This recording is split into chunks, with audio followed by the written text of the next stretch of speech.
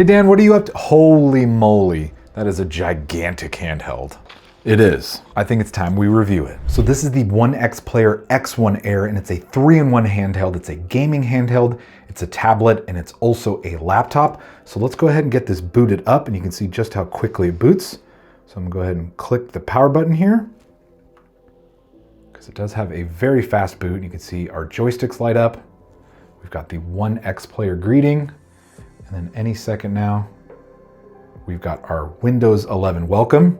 I'm gonna go ahead and use the fingerprint reader, and then now we are in, and a few things are gonna load, like my wallpaper engine wallpaper, and this is Hi-Store Midori, one of my favorites. So let's go ahead and take a look at the exterior of the device. So we've got our left controller, and we have this D-pad right here, which is rounded, but they also include this one, which is more like an old school style. And I like the rounded one, so I kept this one on. We have our Hall effect joysticks with RGB going around it. I have them set to warm white because I think it looks cool. We have these two buttons right here, which we'll go ahead and talk about later. We have our two top triggers. We have our back button, and then we have the release to remove the controller from the unit. Then we've got our right controller with our joystick, RGB. We've got our A, B, Y, X button with very satisfying clicks. We have these two buttons, which we'll also talk about later. We have our two triggers.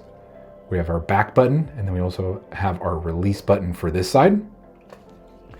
We have a front camera, so you can actually use Windows Hello to use facial recognition or the fingerprint reader, or you can use a pin, depending on how you like to do things.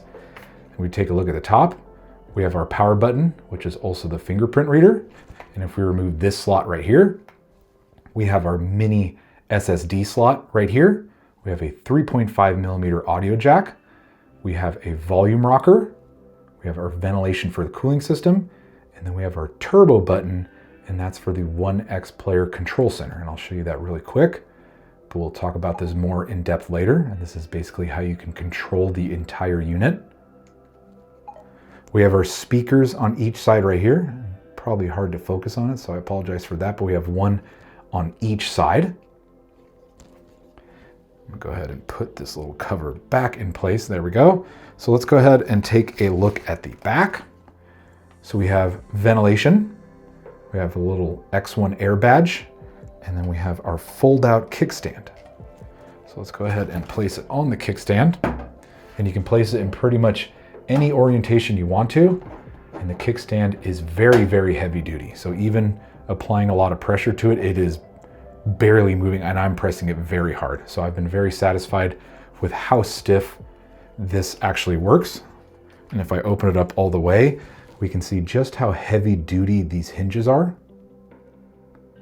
So very, very nice kickstand. And if we take a look at the bottom, we have our connection for the keyboard.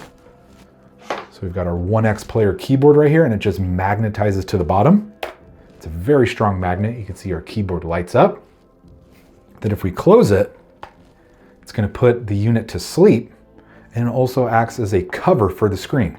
So when I'm not using it, I actually just put the keyboard on really quick and then close it up, and now it's completely protected. I can actually just take it around just like this, which is really cool. So now let's look at the back again. We'll go ahead and remove these controllers. So you just press this button in and remove it. You can press this button in and then go ahead and remove it. And now you have a tablet. If you open it up, you've got a laptop. So really cool. And then taking a look at the sides again, these are exposed when the controller aren't attached. So you've got these little rubber grommets, and you can put these in place. So it looks much better than it does right there, and it actually protects the sides. And if we put this right here for a second, we've got this little piece right here, and we can go ahead and attach our controllers. And then now we can use an external controller, and it's very lightweight. Feels very good on the hands. So that's really cool. So I'm gonna go ahead and get these detached really quick. Put this to the side, put these right here, and we've also got our 100-watt USB-C charger. And I'm in America, so I've got the American plug. But let's go ahead and get these back on really quick. And putting in these on is very simple. It's actually very satisfying as well. So you just put it at the topmost part, slide down and it clicks into place. And the same thing for the other side. And then bam. So let's go ahead and open this back up. Put the keyboard to the side. Flip the orientation really quick. Go ahead, get to our desktop. So now let's go ahead and let's talk about some specs. It's got a 10.95 inch LTPS panel with a resolution of 2560 by 1600, a 120 Hz refresh rate, 540 nits brightness, and 138% sRGB. It's got an Intel Core Ultra 7 258V with 8 cores and 8 threads up to 4.8 gigahertz. It's got an Intel Arc 140V iGPU. It's got 32 gigabytes of LPDDR5X RAM at 8533 megahertz. It's got a 72.77 watt-hour battery. It's got Wi-Fi 7 and Bluetooth 5.2. And as far as ports not mentioned during the exterior walkthrough, we have 2 USB-C 4.0, we have 1 USB-A 3.2, and a micro SD card slot. So let's go ahead and talk about usability and ergonomics. So this is Windows 11, so I'm not going to get too in-depth with how it works because I'm sure most people watching this are familiar with Windows 11, but everything is very snappy. Everything loads extremely quickly and it is very smooth. So even moving around this window feels very nice, and the screen is really nice to look at and is very bright too. This has 540 nits brightness, but I found myself using it at around 5 to 20% brightness. My eyes are pretty sensitive, so I do like a lower brightness. So this thing is definitely plenty bright enough. And then even loading things like Steam, everything is super quick as far as the store goes. And then we can go into my library and everything is very responsive. And the games also load very quickly as well. So using it has been absolutely fantastic for about the month or two that I've had this thing. And then as far as ergonomics, it is very comfortable to hold. It is 892 grams, so it's a little bit on the heavier side, but we do have a gigantic screen on it. So that is understandable, but I didn't find it to be too uncomfortable when sitting down or laying down, and I didn't find my arms or wrists to get fatigued super easily. So overall, it was comfortable to hold even for longer sessions when you're going for a couple hours. And it is very comfortable. I feel like the left controller is very similar to an Xbox One controller as far as the joystick and the D-pad, and it's very comfortable when holding it in its natural position. Then if we go to the left side, it's also very comfortable as well, although I do feel like the joystick sits kind of low.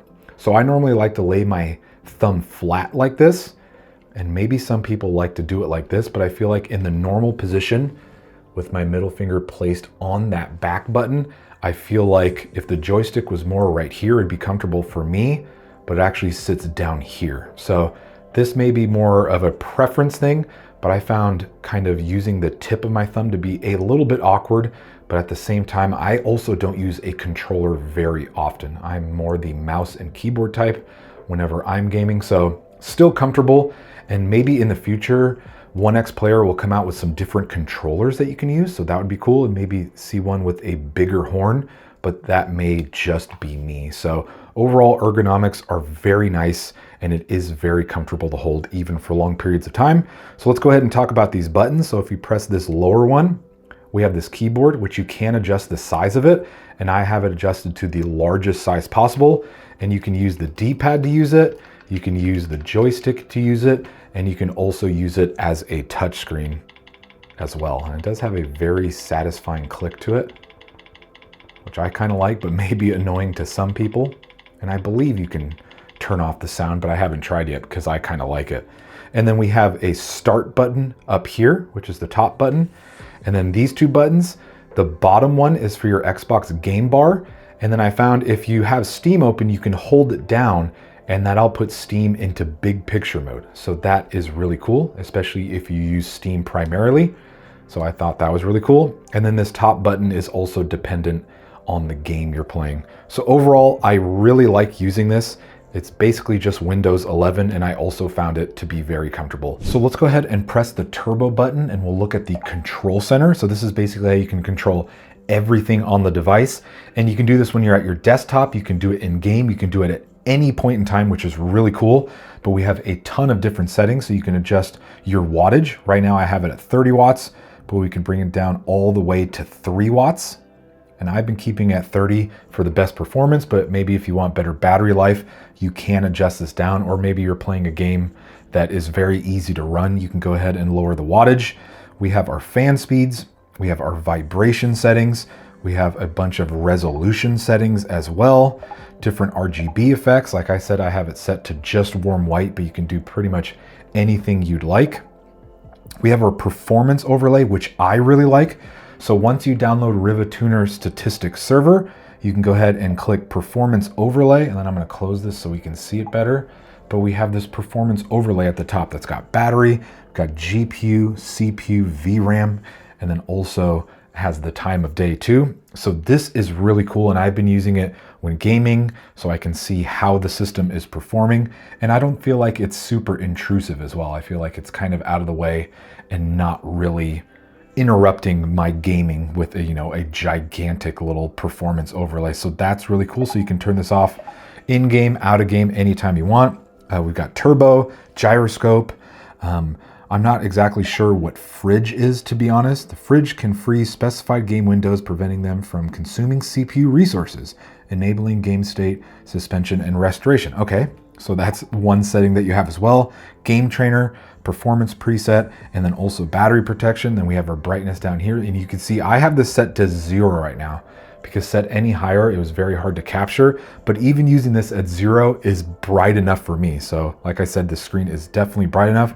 And then we also have our volume button down here. So a ton of options. And then even more so, we have a settings where you can go through and change any settings you want. So personally, I really like this control center. And then whether I'm in game or whatever I'm doing, I can just go ahead and click it. Oh, let me click it right this time. There we go. And I keep the performance overlay on pretty much all the time. But overall, I really like this turbo button and the control center. So I am currently using an external controller while playing, just to make this easier while I'm playing and talking about it at the same time.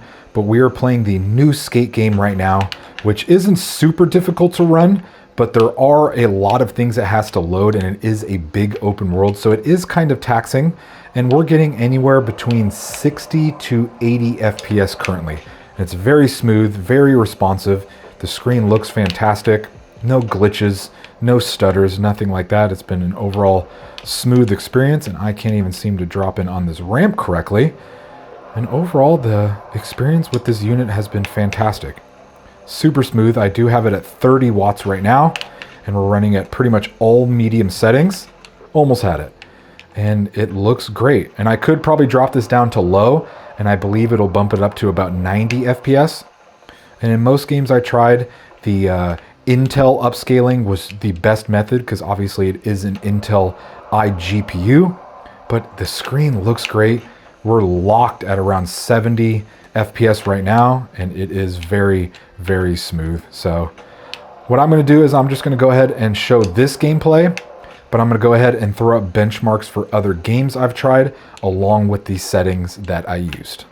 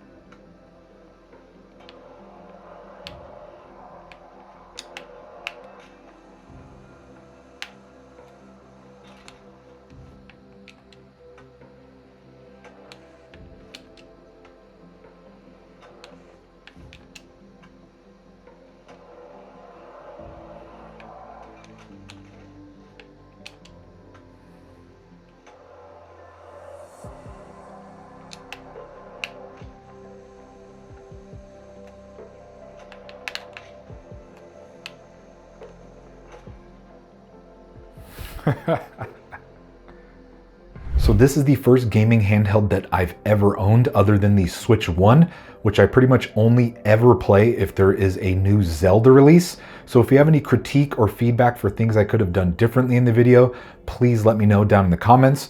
Or if you have any suggestions for games that you want to see the performance of, please let me know down in the comments and I'll try to report back as soon as I can. But I really enjoyed using this unit. I do think it's super smooth. And then even with AAA games at 30 watts, you can get up to an hour and a half to 2 hours of gameplay just on the battery, which I think is fantastic. And then if you switch to indie games at around 8 watts, you can get up to 9 hours plus. So overall, I really like this unit and I definitely think it is worth checking out. Well guys, like the video if you enjoyed it, subscribe if you enjoy my content, comment down below what you think, and then I'll see y'all in the next video.